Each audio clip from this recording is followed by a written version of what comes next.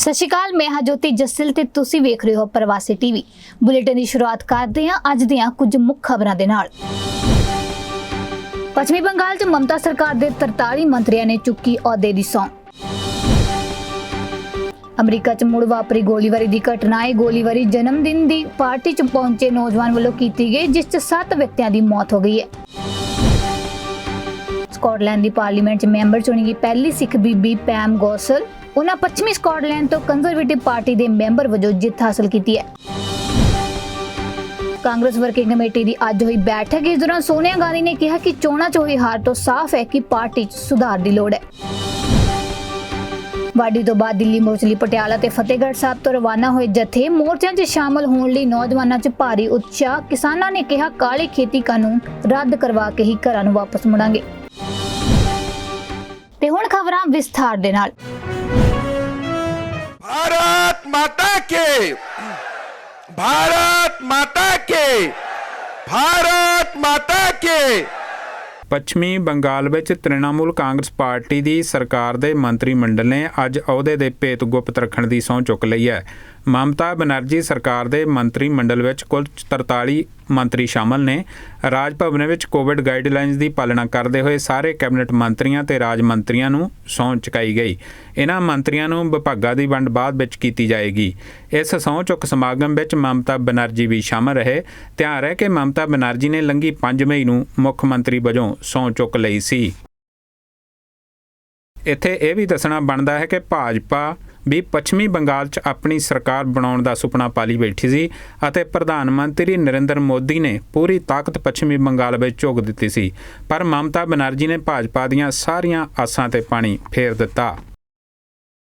ਇਸੇ ਦੌਰਾਨ ਅਸਾਮ ਵਿੱਚ ਭਾਜਪਾ ਦੀ ਚੁਣਾਵੀ ਜਿੱਤ ਦੇ ਇੱਕ ਹਫ਼ਤੇ ਬਾਅਦ ਹਿੰਮਤ ਬਿਸਵਾ ਨੇ ਅੱਜ ਸੂਬੇ ਦੇ 15ਵੇਂ ਮੁੱਖ ਮੰਤਰੀ ਵਜੋਂ ਜ਼ਿੰਮੇਵਾਰੀ ਸੰਭਾਲ ਲਈ ਹੈ। ਉਹਨਾਂ ਨੂੰ ਰਾਜਪਾਲ ਜਗਦੀਸ਼ ਮੁਖੀ ਨੇ ਅਹੁਦੇ ਦੀ ਸਹੁੰ ਚੁਕਾਈ। ਹਿੰਮਤ ਦੇ ਨਾਲ ਕਈ ਮੰਤਰੀਆਂ ਨੂੰ ਵੀ ਅਹੁਦੇ ਦਾ ਭੇਤ ਗੁਪਤ ਰੱਖਣ ਦੀ ਸਹੁੰ ਚੁਕਾ ਦਿੱਤੀ ਗਈ ਹੈ। ਇਸ ਸਹੁੰ ਚੁੱਕ ਸਮਾਗਮ ਵਿੱਚ ਭਾਜਪਾ ਦੇ ਪ੍ਰਧਾਨ JP ਨੱਡਾ ਵੀ ਸ਼ਾਮਲ ਰਹੇ। ਅਮਰੀਕਾ 'ਚ ਕੋਲੋਰਾਡੋ ਦੇ ਕੈਂਟਰਬਰੀ ਮੋਬਾਈਲ ਹੋਮ ਪਾਰਕ 'ਚ ਗੋਲੀਬਾਰੀ ਦੀ ਫਿਰ ਘਟਨਾ ਵਾਪਰੀ। ਇਹ ਗੋਲੀਬਾਰੀ ਬਰਥਡੇ ਪਾਰਟੀ 'ਚ ਪਹੁੰਚੇ ਨੌਜਵਾਨ ਵੱਲੋਂ ਕੀਤੀ ਗਈ, ਜਿਸ ਵਿੱਚ 7 ਵਿਅਕਤੀਆਂ ਦੀ ਮੌਤ ਹੋ ਗਈ ਤੇ 3 ਵਿਅਕਤੀ ਜ਼ਖਮੀ ਹੋ ਗਏ।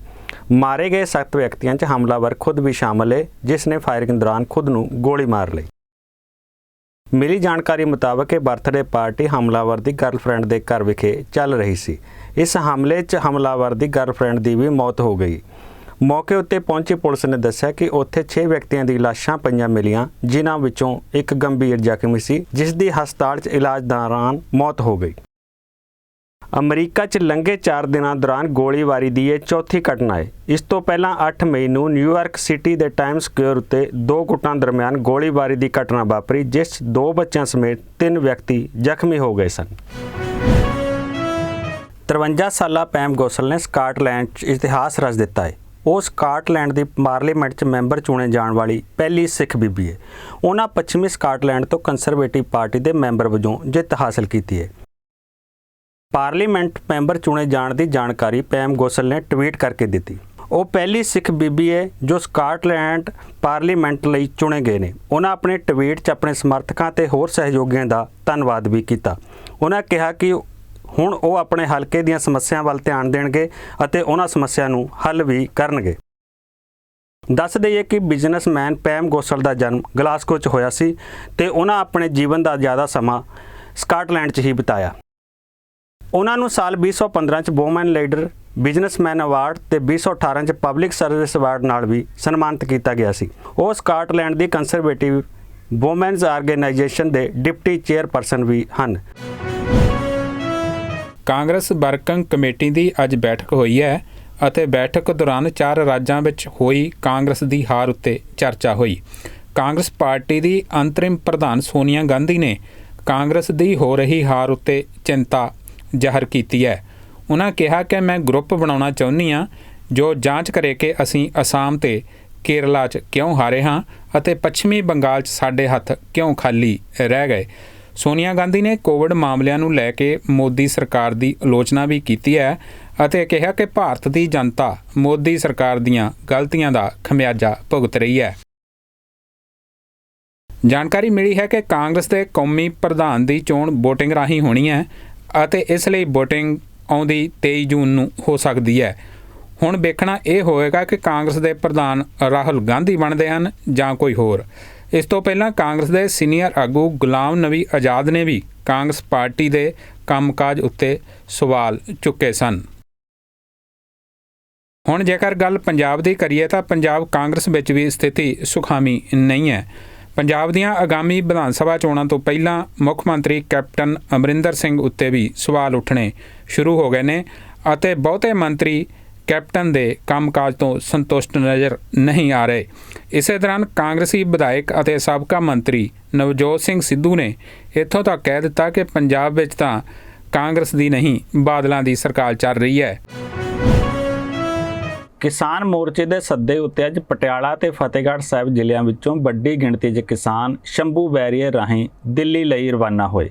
ਕਿਸਾਨਾਂ ਨੇ ਕਿਹਾ ਕਿ ਕਣਕ ਦੀ ਵਾਢੀ ਨਿਬੇੜ ਕੇ ਅੱਜ ਫਿਰ ਦਿੱਲੀ ਮੋਰਚੇ ਸ਼ਾਮਲ ਹੋਣ ਲਈ ਜਾ ਰਹੇ ਹਾਂ ਅਤੇ ਹੁਣ ਕਾਲੇ ਖੇਤੀ ਕਾਨੂੰਨ ਰੱਦ ਕਰਵਾ ਕੇ ਹੀ ਵਾਪਸ ਮੁੜਾਂਗੇ। ਕਿਸਾਨ ਆਗੂਆਂ ਨੇ ਦੱਸਿਆ ਕਿ ਹਾੜੀ ਦੇ ਸੀਜ਼ਨ ਤੋਂ ਬਾਅਦ ਕਿਸਾਨ ਧਰਨੇ 'ਚ ਸ਼ਾਮਲ ਹੋਣ ਲਈ ਨੌਜਵਾਨਾਂ, ਔਰਤਾਂ ਤੇ ਬਜ਼ੁਰਗਾਂ ਵਿੱਚ ਭਾਰੀ ਉਤਸ਼ਾਹ ਹੈ। ਉਹਨਾਂ ਦੱਸਿਆ ਕਿ ਕੁਝ ਦਿਨ ਪਹਿਲਾਂ ਵੀ ਕਿਸਾਨਾਂ ਦੇ ਵੱਡੇ ਜਥੇ ਪੰਜਾਬ ਦੇ ਵੱਖ-ਵੱਖ ਜ਼ਿਲ੍ਹਿਆਂ ਤੋਂ ਦਿੱਲੀ ਲਈ ਰਵਾਨਾ ਹੋਏ ਸਨ। ਦੱਸ ਦਈਏ ਕਿ ਦਿੱਲੀ ਦੀਆਂ ਸਰਹੱਦਾਂ ਉੱਤੇ ਪਿਛਲੇ 5 ਮਹੀਨਿਆਂ ਤੋਂ ਲਗਾਤਾਰ ਕਿਸਾਨੀ ਮੋਰਚਾ ਚੱਲ ਰਿਹਾ ਹੈ, ਪਰੰਤੂ ਕੇਂਦਰ ਦੀ ਨਰਿੰਦਰ ਮੋਦੀ ਸਰਕਾਰ ਆਪਣੇ ਅੜੀਅਲ ਵਤੀਰੇ ਉੱਤੇ ਕਾਇਮ ਹੈ। ਦੂਜੇ ਪਾਸੇ ਕਿਸਾਨ ਜਥੇਬੰਦੀਆਂ ਦਿੱਲੀ ਦੀਆਂ ਸਰਹੱਦਾਂ ਉੱਤੇ ਡਟੀਆਂ ਹੋਈਆਂ ਹਨ ਅਤੇ ਕਹਿ ਰਹੀਆਂ ਹਨ ਕਿ ਕਾਲੇ ਖੇਤੀ ਕਾਨੂੰਨਾਂ ਨੂੰ ਰੱਦ ਕਰਵਾ ਕੇ ਹੀ ਵਾਪਸ ਘਰਾਂ ਨੂੰ ਪਰਤਾਂਗੇ। ਪੰਜਾਬ ਦੇ ਸਰਕਾਰੀ ਹਸਪਤਾਲਾਂ ਦੇ ਵਿੱਚ 18 ਤੋਂ ਲੈ ਕੇ 45 ਸਾਲ ਦੀ ਉਮਰ ਵਰਗ ਦੇ ਲੋਕਾਂ ਨੂੰ ਵੈਕਸੀਨ ਲੱਗਣੀ ਸ਼ੁਰੂ ਹੋ ਗਈ ਹੈ, ਪਰ ਕੁਝ ਦਿਹਾਤੀ ਇਲਾਕਿਆਂ ਦੇ ਵਿੱਚ ਵੈਕਸੀਨ ਨਾ ਪਹੁੰਚਣ ਕਾਰਨ ਉੱਥੇ ਟੀਕਾਕਰਨ ਸ਼ੁਰੂ ਨਹੀਂ ਹੋ ਸਕਿਆ। ਦੂਜੇ ਪਾਸੇ ਕਾਂਗਰਸ ਪ੍ਰਧਾਨ ਦੀਆਂ ਚੋਣਾਂ ਮੁਲਤਵੀ ਹੋ ਗਈਆਂ ਨੇ। ਕੋਰੋਨਾ ਵਾਇਰਸ ਦੀ ਸਥਿਤੀ ਨੂੰ ਵੇਖਦਿਆਂ ਇਹ ਚੋਣਾਂ ਮੁਲਤਵੀ ਕਰ ਦਿੱਤੀਆਂ ਗਈਆਂ ਨੇ। ਕਾਂਗਰਸ ਵਰਕਿੰਗ ਕਮੇਟੀ ਦੀ ਹੋਈ ਬੈਠਕ ਦੇ ਵਿੱਚ ਇਹ ਫੈਸਲਾ ਲਿਆ ਗਿਆ ਹੈ।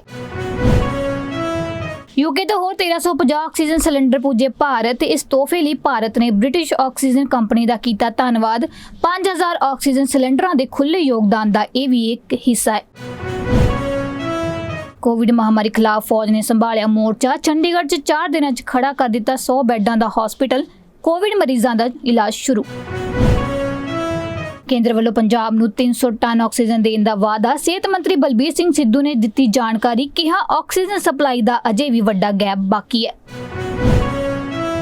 ਇੱਕ ਵਾਰ ਮੁੜ ਤੋਂ ਨਜ਼ਰ ਮਾਰਦੇ ਹਾਂ ਅੱਜ ਦੀਆਂ ਮੁੱਖ ਖਬਰਾਂ ਤੇ। ਪੱਛਮੀ ਬੰਗਾਲ 'ਚ ਮਮਤਾ ਸਰਕਾਰ ਦੇ 43 ਮੰਤਰੀਆਂ ਨੇ ਚੁੱਕੀ ਅਹੁਦੇ ਦੀ ਸਹੁੰ।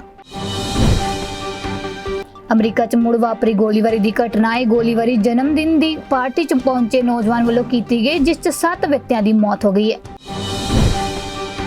ਸਕਾਟਲੈਂਡ ਦੀ ਪਾਰਲੀਮੈਂਟ 'ਚ ਮੈਂਬਰ ਚੁਣੀ ਗਈ ਪਹਿਲੀ ਸਿੱਖ ਬੀਬੀ ਪੈਮ ਗੋਸਲ। ਉਹਨਾਂ ਪੱਛਮੀ ਸਕਾਟਲੈਂਡ ਤੋਂ ਕੰਜ਼ਰਵੇਟਿਵ ਪਾਰਟੀ ਦੇ ਮੈਂਬਰ ਵਜੋਂ ਜਿੱਤ ਹਾਸਲ ਕੀਤੀ ਹੈ। ਕਾਂਗਰਸ ਵਰਕਿੰਗ ਕਮੇਟੀ ਦੀ ਅੱਜ ਹੋਈ ਬੈਠਕ। ਇਸ ਦੌਰਾਨ ਸੋਨੀਆ ਗਾਂਧੀ ਨੇ ਕਿਹਾ ਕਿ ਚੋਣਾਂ 'ਚ ਹੋਈ ਹਾਰ ਤੋਂ ਸਾਫ਼ ਹੈ ਕਿ ਪਾਰਟੀ 'ਚ ਸੁਧਾਰ ਦੀ ਲੋੜ ਹੈ। ਵਾਢੀ ਤੋਂ ਬਾਅਦ ਦਿੱਲੀ ਮੋਰਚੇ ਲਈ ਪਟਿਆਲਾ ਤੇ ਫਤਿਹਗੜ੍ਹ ਸਾਹਿਬ ਤੋਂ ਰਵਾਨਾ ਹੋਏ ਜਥੇ। ਮੋਰਚਿਆਂ 'ਚ ਸ਼ਾਮਲ ਹੋਣ ਲਈ ਨੌਜਵਾਨਾਂ 'ਚ ਭਾਰੀ ਉਤਸ਼ਾਹ। ਕਿਸਾਨਾਂ ਨੇ ਕਿਹਾ ਕਾਲੇ ਖੇਤੀ ਕਾਨੂੰਨ ਰੱਦ ਕਰਵਾ ਕੇ ਹੀ ਘਰਾਂ ਨੂੰ ਵਾਪਸ ਮੁੜਾਂਗੇ। ਫਿਲਹਾਲ ਇਸ ਬੁਲੇਟਿਨ ਦੇ ਵਿੱਚ ਇੰਨਾ ਹੀ। ਤੁਸੀਂ ਵੇਖਦੇ ਰਹੋ ਪ੍ਰਵਾਸੀ ਟੀਵੀ। ਮੈਨੂੰ ਦਿਓ ਇਜਾਜ਼ਤ। ਧੰਨਵਾਦ।